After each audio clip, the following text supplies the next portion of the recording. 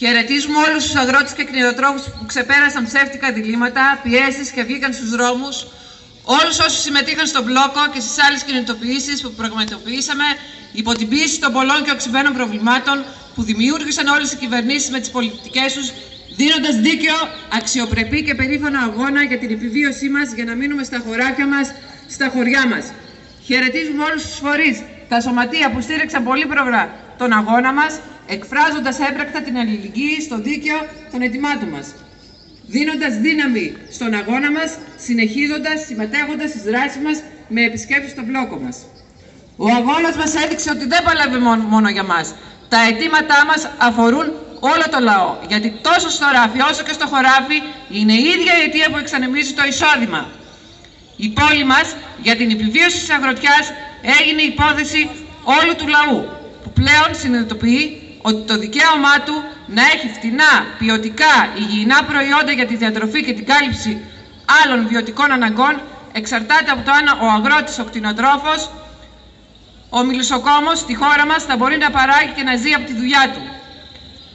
Είμαστε οργισμένοι από την αλγησία της κυβέρνησης που για μας πρέπει να αξίσει τον πάτο του βαρελιού, αλλά προσφέρει απλόχερα αφορολόγητο πετρέλαιο στους εφοπλιστές, που δεν πειράζει τα τεράστια κέρδη των παροχών ενέργειας για να μας δώσει 7 λεπτά στην κιλοβατόρα. Η κυβέρνηση μας πρόσφερε λίγα ψίχουλα, που αυτά ήταν αποτέλεσμα των αγώνα μας, που και η ίδια αναγκάστηκε να αναγνωρίσει πως ήταν δίκαια τα αιτήματά μας.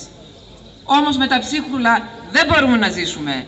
Αλλά και το ναι στο αίτημά μας να υπαρθούν μέτρα για να γίνονται έλεγχοι και να σταματήσουν οι ελληνοποιήσεις προϊόντων φυτικής, ζωικής και μελισσοκομικής παραγωγής, φοβόμαστε ότι δεν θα γίνει πράξη.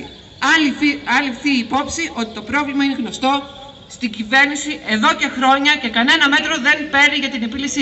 Σήμερα συμπληρώνεται ένας χρόνος από το έγκλημα στα Τέμπη, με τους 57 αδικοχαμένους, στην πλειοψηφία τους νέα παιδιά.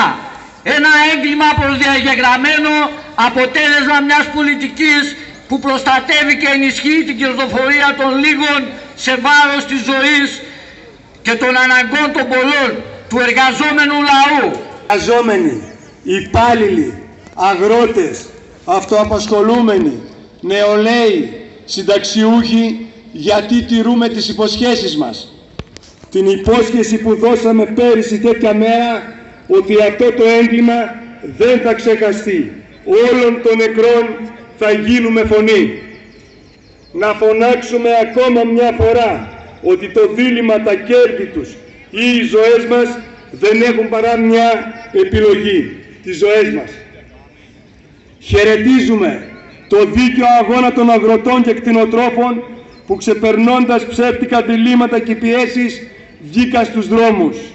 Χαιρετίζουμε όλους τους αγρότες και κτηνοτρόφους που πάνω από 30 μέρες συμμετείχαν στα μπλόκα και στις κινητοποιήσεις που πραγματοποίησαν κάτω από την πίεση των πολλών και οξυμένων προβλημάτων που δημιούργησαν όλες οι κυβερνήσεις με τις πολιτικές τους, δίνοντας δίκαιο αγώνα, αξιοπρεπή και περήφανο αγώνα